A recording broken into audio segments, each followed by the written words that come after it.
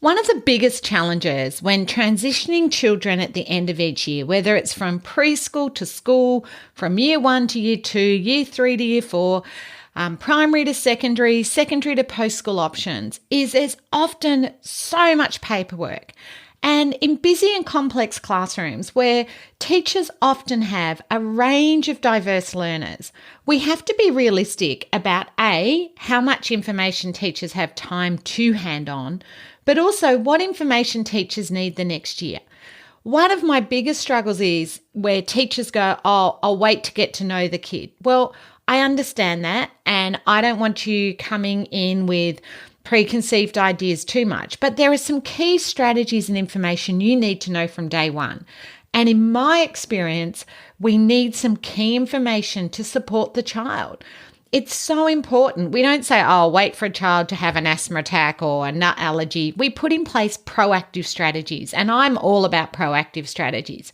Now, when I worked as an autism outreach teacher, going into schools and supporting children transition, I devised this cheat sheet that I have used over many years, and every year I update it. So, for example, last year I added in how did kids go learning from home. I've added in more sensory things. So every year I change the information in these cheat sheets. Now, what I would recommend is if you use Google Docs or whatever you use, I'm sending it to you, or you can download it as a Word document, but convert it to something where everybody can add their own information. What I used to do is print it out, give it to everyone, the parents, teacher assistant, teacher, and then I'd collate that as one document, as one type document, to make it easy for teachers to quickly flick through. Can the child ask for help? Can they calm themselves down? Who have their friends been? These are such important little things I need to know from day one. Absolutely need to know from day one. So I highly recommend you have a look at those cheat sheets, and you can add your own information to them. But what I can't stand is where stuff is locked in a filing cabinet, or teachers are given for each child this massive folder of information. This is just the key information you need from day one. Then you can go and refer to the other documents later. Just like if a child has anaphylactic or nut allergies, we just have up a one-page cheat sheet. I've also got, because I believe in self-advocacy, where the kids can tell the teacher about them. What are the things you want the teacher to know about you? And this is, again, a sheet I revise and update, and I have found really helpful over the years. Now, some of you will be joining me this week for the free transition live webinar. I hope you're going to join me.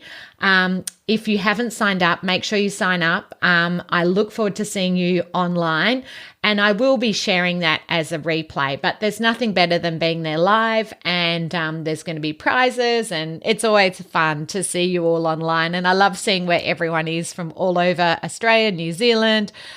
Last time we had someone from Fiji. So I can't wait to see you on it. Just a reminder, I can only have 1,000 people on there because I like to keep it in the meeting format so that we can have breakout groups and it's far more engaging. So get on early, even if you'd log on and then leave and come back. As a podcast listener, that's a top tip for you. Get on early.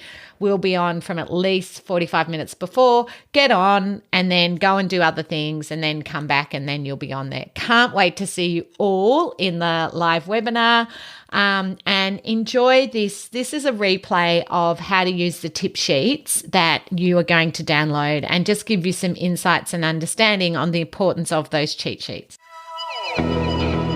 Hi everyone, welcome to the Sue Larkey podcast. As I always say, you have to embrace difference to make a difference.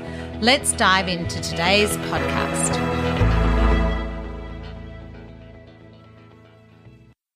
Hey, Sue Larkey here. Really excited to share with you today my transition cheat sheets, which I created after working with hundreds of kids in mainstream schools. But these can apply to any setting. For me, I love at this time of the year thinking the more information we share, the more we can prepare. Not just the child, but the adults too. But sometimes what I found is people just shared too much information. And, teachers often have up to 30 kids in a class, and there's just too much information.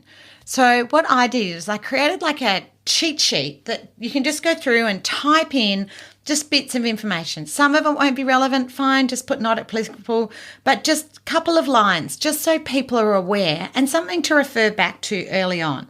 So teachers, teacher assistants, parents, I highly recommend you download these transition cheat sheets. Just hit download. They will download as a document, and then you can go in and type into them information. What I love is if like teacher starts it, teacher assistant adds, vice versa, then parents, because again, the more we share, the better, but we don't want too much information. So we don't want 3 different documents. Let's just make it one concise document. And the other thing I want to share with you, which I've got so many kids who love, and it's a really good task to do anyway, is 10 Things About Me, which is a document for the student to introduce themselves. For me, self-advocacy for kids on the spectrum is really important. I've got kids who'll go up to a teacher and go, "Hi, I'm Nathan. I have Asperger's." I love that. That's no different to, "Hi, I'm Nathan. I have nut allergies." Or, "Hi, I'm Nathan and I have asthma." For me, sharing that can be so important because people can't see asthma or nut allergies or ASD, or even if you have a child just have anxiety.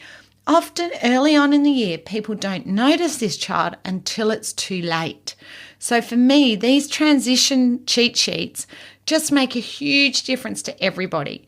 And as you've heard me say so many times, I've never met 2 kids the same. To know someone with autism is not to know autism.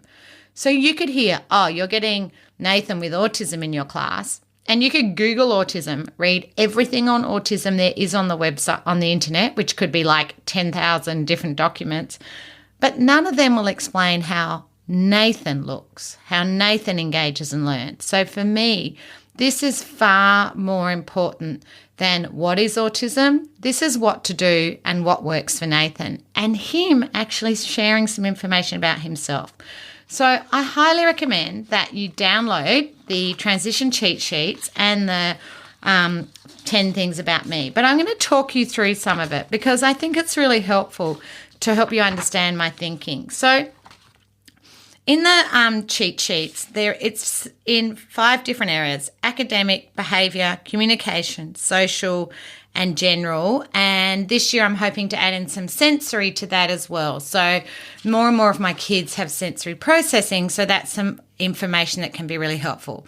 So in the academic, for example, first up it says, does the child have adequate fine motor skills? What about pencil groups? So wouldn't it be good to know, my first day with this kid, that she uses a pink pencil grip, because some of my children have specific preference for their pencil grip.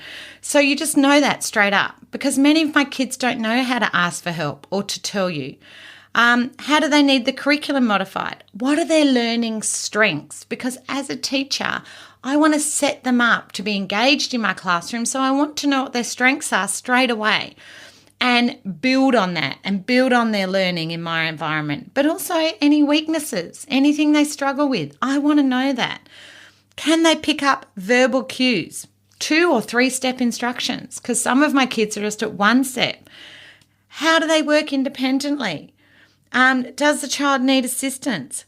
Does the student complete work in the allocated time? All of those things are so important. And for me, I know we could write pages and pages on academic, but what it boils down to, this gives me a quick snapshot. It just gives me a quick picture on their academics. Communication, and as I said a moment ago, can they ask for help? I have so many students who don't know how to ask for help. And this is where social scripts can be really helpful. Jump on my blog and have a look. I've got a really good 1-pager on how to write a social script, and it actually is about how to ask for help. And I encourage you to teach kids how to ask for help, when to ask for help. Do they know how to put their hand up to ask for help? Can they seek peers for help? And this is a really important one, particularly in our new curriculum. Can they make a choice? So, for example, often we give them a box of readers to choose from, and parents will report they bring home the same reader every night. So can they make a choice? Because for many of my kids, if you give them too many choices, they will get overwhelmed. You might be best to give them a choice of 2 readers or 2 activities. Or I have kids, if you give them a choice, they'll choose one thing and then change to something else. and then get really anxious about their choice. So this is important. How do they communicate? Can they ask a question? Can they answer questions? Because I've got some kids who use echolalia and will just echo back what I ask. So that's really important to know. Can they engage in conversations? Because some of my kids don't have a conversation. They just have a monologue, which is fine. That's their way of having a go and trying to communicate with me. Can they communicate their needs and desires? And by that, I mean, can they tell me they need to go to the toilet or need a drink or hungry? Because if not, they'll use behaviour to let me know. So this is really important. And then some general information. So that's all around communication, behaviour. You know, even if you're driving in the car now, I'd love you to start thinking about these things. Can they stay on task? Here's a really important one that I added in after probably a couple of years of supporting kids. Can they use free time independently? Because other neurotypical kids love free time, but many of my ASD kids find free time really anxious, or they want the iPad or computer, but that isn't a choice in free time. So can they use free time independently? Or I had a boy many years ago, gorgeous young boy, whose special interest was Glee, which is that TV show. And the school secretary loved Glee. So if he ever had spare time, he wouldn't ask for permission. He'd just wander off over to the office to talk about Glee with the school secretary. He didn't understand that free time meant to do something in the classroom. So we had to write him a social script about that.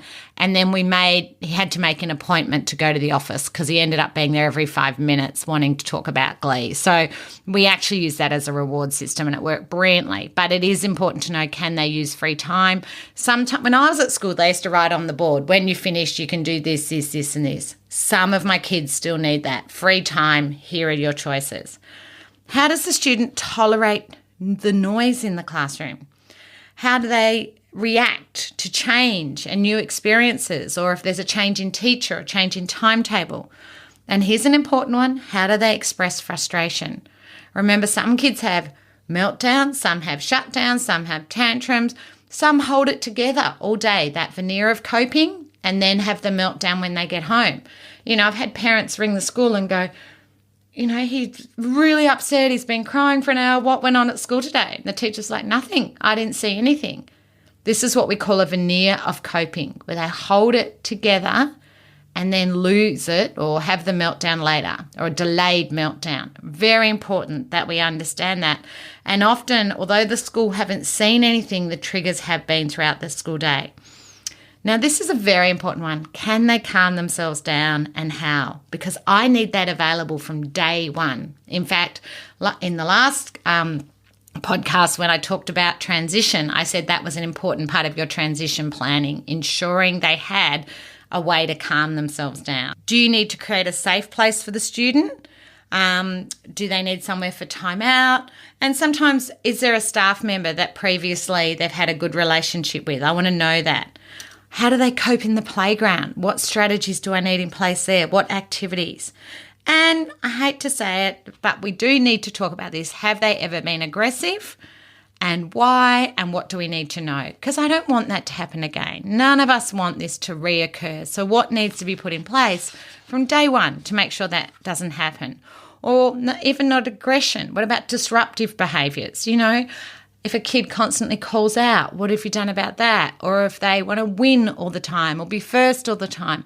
All of these things are so important from day one. And the next part is social skills and how do they respond to other children?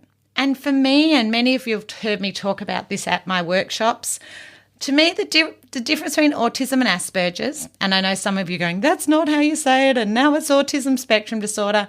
Well, actually, I think we're going to go back to the terms autism and Asperger's. But for me, kids with Asperger's or high functioning autism, I prefer the word Asperger's, desperately want friends. They want to be part of the social. Whereas when I teach children with autism, the classic Canna end of the spectrum, honestly, guys, they don't necessarily want to engage with children in the breaks. They want their own time and they need their own time. They need time to just think their own thoughts and be on their own. Whereas many of my kids with Asperger's are very lonely. in the breaks, who are seeking friendships and don't know how to have them, or choosing the wrong friends because those kids will take them in. So it's really important with social skills where it is a whole spectrum. And remember, every child is different. But for me, having taught over 3,000 kids on the spectrum, Asperger kids want engagement. They're watching the other kids. They're aware of the other kids. They're trying to get included in activities, even though they might go around it the wrong way or burn other kids out. But please be aware of that. Anyway, I won't go on about that too much in this podcast, but those of you who have attended my workshops have heard me talk about this lots of times before. And this is a good question with social skills. Can they work closely with others? Because some of them need a spare spot next to them. Or Dean Beadle, a young man with Asperger's who I've had out to Australia a number of times in New Zealand, he purposely didn't have shower and hygiene, so people didn't sit next to him. So some of you with teenagers, you might need to ask yourself, are they not showering because they want space? They want someone to leave a spare spot next to them. How do they share? What's their eye contact like? And you've heard, hopefully, if you've listened to my podcast on eye contact, we're not looking for a child to stare into our eyes, but do they look in the direction of someone talking?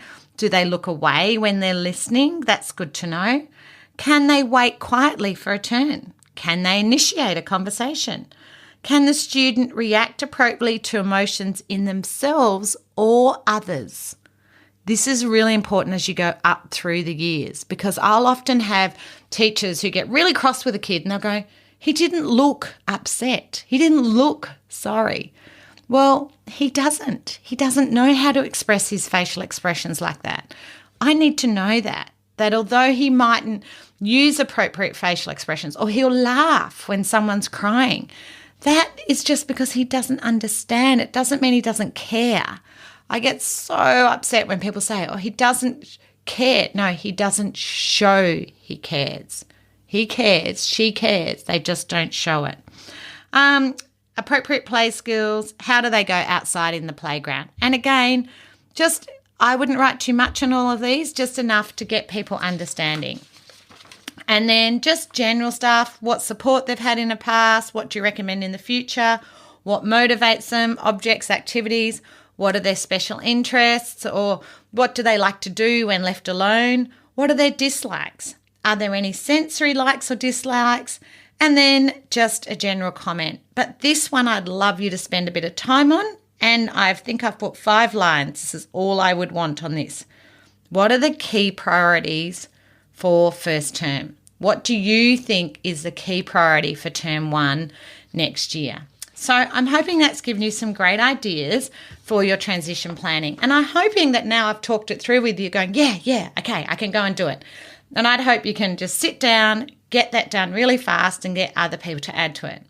Now, for the 10 things about me, I love doing this with kids. And in fact, sometimes it's good to do with the whole class anyway. You know, to introduce themselves to the teacher for next year, or if they're moving schools, it's fabulous. So put a photo of them doing something they love. So if they love Star Wars, Thomas, Fortnite, Minecraft, put a photo of them doing that. So it reminds the teacher this is something that this person that they love. So it's just, hi, my name is, and I'm in your class this year or next year, whenever you write it.